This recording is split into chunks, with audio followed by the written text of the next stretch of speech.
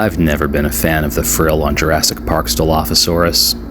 Even as a kid, this blatant disregard for accuracy bothered me.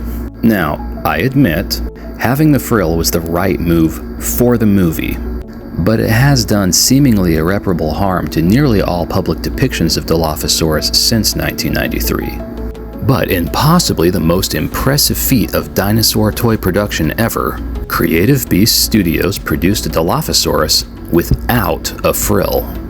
Now, I've said it before, I'm not really a box guy, but the beautiful depictions of the dinosaurs on the boxes by paleo artists like Gabriel Yagueto really do make it difficult not to be a box guy. Aside from the art, the box also features a picture of the figure itself, as well as a description of the animal and pictures of other figures from the series. But enough about the box. Let's get this guy out of here. The Dilophosaurus is safely nestled in this plastic tray with 2 sets of alternate feet, its tail, and a display stand. It also has a collector card, featuring that same beautiful artwork by Gabriel Yagueto. All dinosaur figures should come with the collector card. Let's cut this guy out of here. For better or worse, he's pretty securely packaged. And his tail is even more securely packaged. Hang on just a moment while I cut that out of there. I'm gonna go ahead and warn you guys in advance. Repainting dinosaurs is really more my thing than reviewing them. For good dinosaur reviews, go check out Andy's dinosaur reviews. There we go, Dilophosaurus Weatherly. And generally speaking, he can stand up without the display stand that it comes with. Although, it is a nice thing to have. So how does paleo-accurate Dilophosaurus stand up to Jurassic Park Dilophosaurus? Well, right off the bat, he's bigger. He's also got a proportionately longer body and shorter arms. And of course, he's covered in dino fuzz. Here's the '93 classic Dilophosaurus, which is smaller still. And what's a Dilophosaurus without Wayne Knight? While I do think the Stan Winston design worked best for the movie, it's just not big enough to give Dennis Nedry his death as described in the novel. The box says that this guy has 22 points of articulation. I'm not going to count them. The inside of his mouth is bright blue, like a double-crested cormorant. And this Dilophosaurus is crazy flexible. As a matter of fact, he is so flexible, you can make a Dilophosaurus Ouroboros. How about that? Ouroborolophosaurus. As I mentioned before, he comes with a display stand, which you can use for dynamic poses, like chasing Dennis Nedry. Oh, crap! And that's about as in-depth as I'm going to go for this review. Now for the repaint. First things first, we disassemble him, as thoroughly as is reasonable. And now for a base coat, where we will base coat each of the individual pieces while it's disassembled, using a combination of Vallejo Iraqi sand and khaki. And since repainting this Dilophosaurus took somewhere in the neighborhood of 4.5 hours, I'm just going to speed this footage up a little bit. As I've previously mentioned in other videos, just about all of them at this point I think, base coating is boring and takes forever. So I'll just leave you guys with some music and catch you in the next step.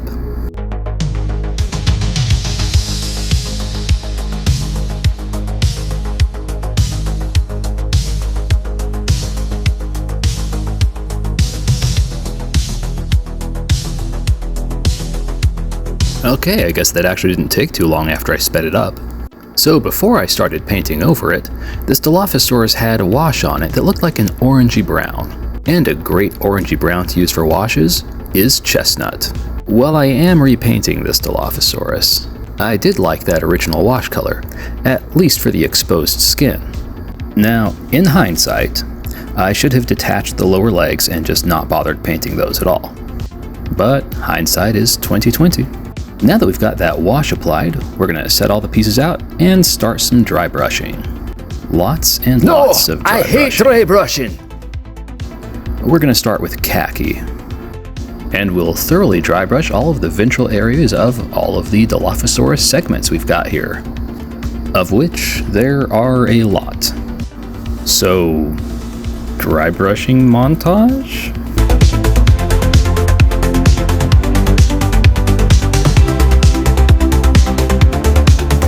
Okay, well, that was fun while it lasted, but don't worry, there's more dry brushing to come. At this point though, I'd had enough of dry brushing, so we're airbrushing some of that khaki. Just lightly though, so we don't completely obscure that wash. Now, because this is a beast of the Mesozoic figure, the inside of the mouth is actually going to be one of the first things that I do. You know, since it's already disassembled and everything. Now, as I've previously mentioned, Creative Beast Studios painted the inside of the mouth like a double-crested cormorant, which is more probable than what I'm going to do, but it was just too much blue for me. Since Jurassic Park's Dilophosaurus is venomous, I'm going for Black Mamba. Oh yeah, I forgot to mention, I'm painting this Dilophosaurus as an interpretation of the Jurassic Park novel Dilophosaurus. Probably should have mentioned that earlier. Whoops. So I've taken some metallic light blue and mixed it with a lot of white to make a very, very pale, but slightly sheeny, pale blue, which I'll go over with a very, very dark purple color shift wash later. And hopefully that'll give us a Black Mamba-y effect. While that pale blue dries, I'm going to take some warm buff and just do a little bit of dry brushing on the underside of the jaw. And maybe a little bit on the face too. I didn't notice before, but there was a lot of detail sculpted on this Dilophosaurus's crest.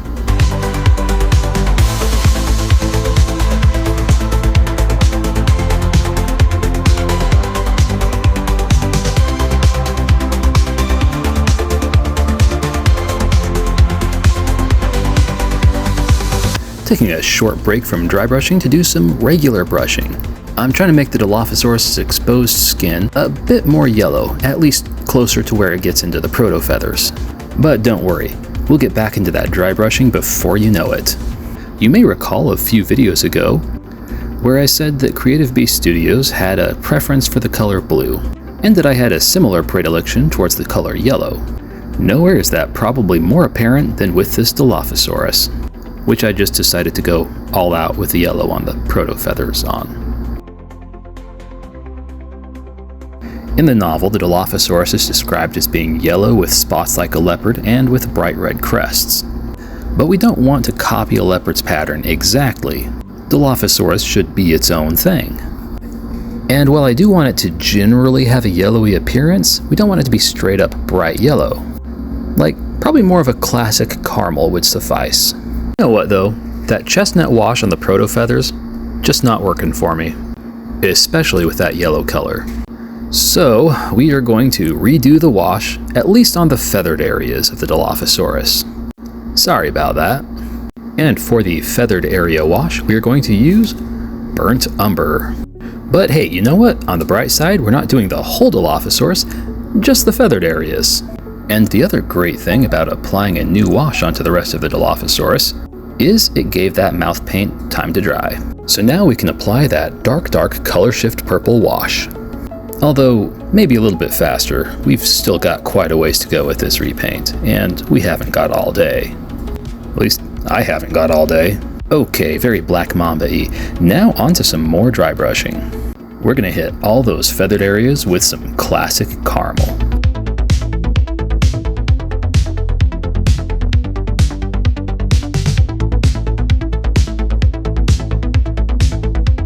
With that dry brushing out of the way, and with that wash dried in the mouth, it's time to do those teeth, which I'm going to speed up because it's not exactly the most thrilling thing in the world. We still have spots to do. Well, at long last, we've at least reassembled the Dilophosaurus. I'm just going to spray a little bit more warm buff counter shading on the ventral area. And once that counter shading has been applied, I think we're going to go ahead and add a little bit more yellow to the exposed skin areas on this guy. You know what, let's make that yellow a little bit brighter. Okay, I think we're starting to make a little bit of progress here. Aside from the spots, the other feature explicitly described in the novel is the bright red crest. But we're going to start with Tuscan red, which is a much more subdued red. We'll get into the bright stuff later. Now, at long last, we'll start marking out the patterns. I'm going to start with some tail stripes. While tail stripes aren't explicitly described in the book, a lack of tail stripes also isn't described in the book. And since I compulsively put stripes on the tails of just about every dinosaur I paint, it's getting tail stripes. And before I go in on those spots, I'm going to mark out some patterns on the face. Just about every interpretation of the novel Dilophosaurus has dark patterns around its eye, and this one is going to be no exception. I'm also going to put some stripes around its jaw. I like jaw stripes on my dinosaurs. Just makes them look fiercer. And those jaw stripes are going to line up with some snoot stripes that come down from the crest. But don't worry, eventually there will be spots. I just want to get the stripes on the face more or less blocked out before I get started on that. Okay, I know I promised spots, and eventually there will be spots, but hear me out.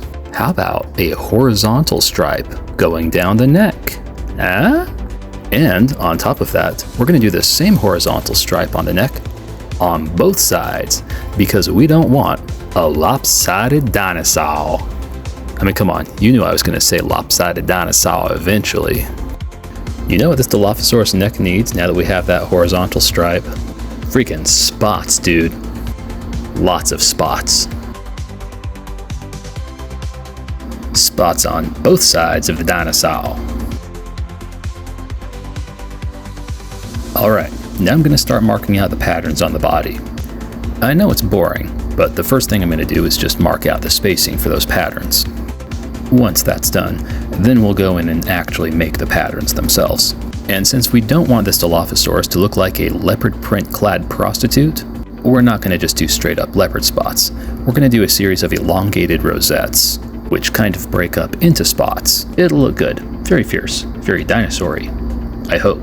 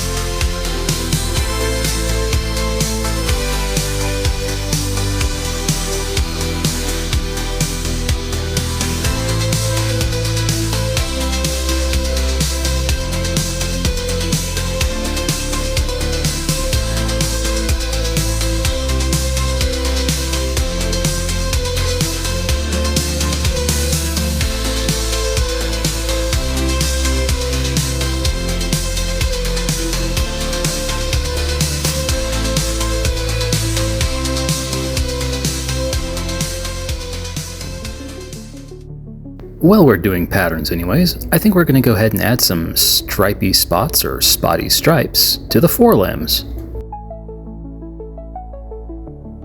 Now, I'm going to attempt to fade in some of these patterns with some burnt umber in my airbrush. And hopefully that'll just kind of tie them in with the base color a little bit more. Apologies for the Dilophosaurus being barely in frame. My cinematographer absolutely sucks at his job. You know what I think this spotted Dilophosaurus needs? More spots. Little spots. All over the place. So I have some watered down burnt umber, and I'm using a toothpick to add lots and lots of little spots here, there, and well, just about everywhere. A spotted Dilophosaurus is a happy Dilophosaurus. And this Dilophosaurus is going to be just over the moon. Well, I'm doing spots anyways. I'm going to take and apply some more spots to the dorsal area of the Dilophosaurus. I want the whole dorsal area to be just a little bit darker than the rest of it. And more spots is going to help with that. In order to blend the feet in with the lower legs a little bit better, I'm going to reapply some of that wash that got obscured a little bit by airbrushing earlier. And I'm going to use that same wash on the forelimbs, at least the parts of the forelimbs that aren't obscured by feathers. Now we'll use some burnt umber in the airbrush and go over some of those patterns on the neck. Around about this time, my airbrush decided to start being stupid. And by start being stupid, I mean it got a clog or something, and didn't really want to go over any of those patterns. So I was forced to blend in all of those patterns the hard way. A fine-toothed brush with very watered down burnt umber. The results are still good this way, it just takes a lot longer than the airbrush.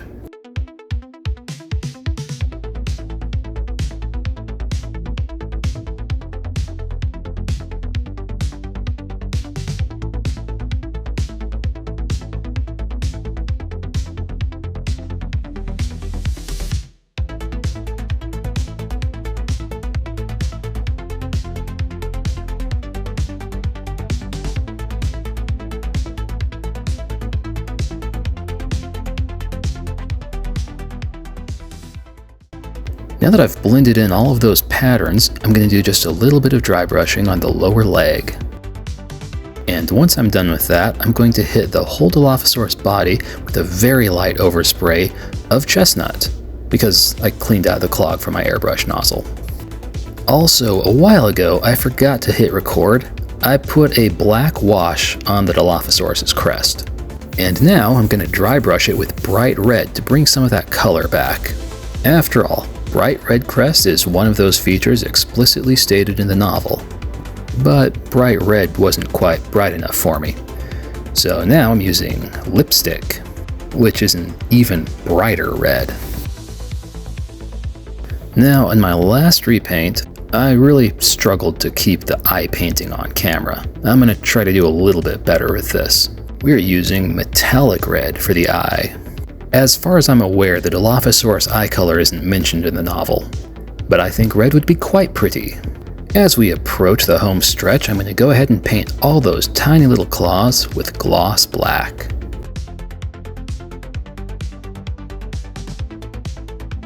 And once the claws are done, we're going to use that same gloss black for the pupil.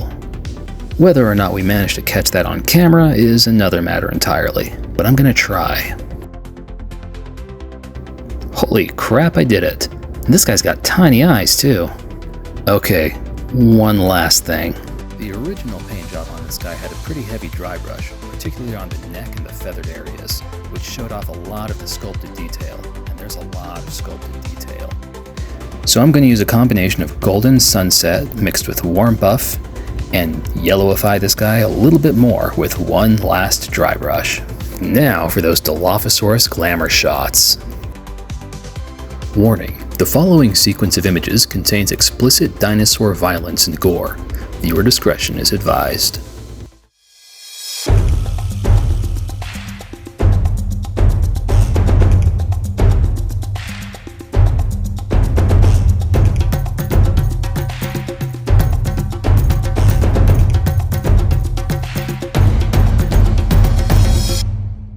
Oh yeah, corporate espionage successful. Got my bride, money, and dinosaur embryos. A cement barrier? What the hell is this? A dinosaur out of its cage? What the hell is this? Oh yeah, I shut down the fences. Hack to that. It spit in my eye. What the hell is this? I can't see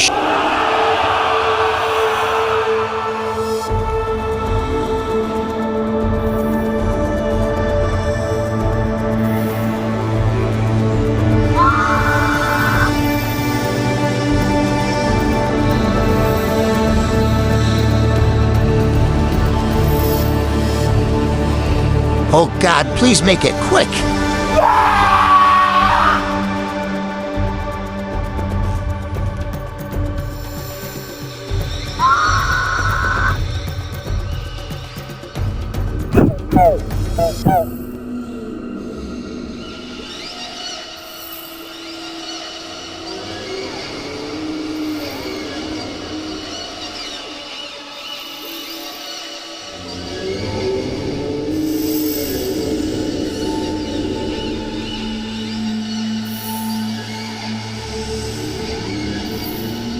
What is it? Compies. Compies found him before we did. I'll be damned. See these blotches on his shirt? His face? That sweet smell like old dried vomit? That's stylo saliva. Spit from the Dilophosaurus. Oh well, we got the rockets. What about him? Try not to step in him.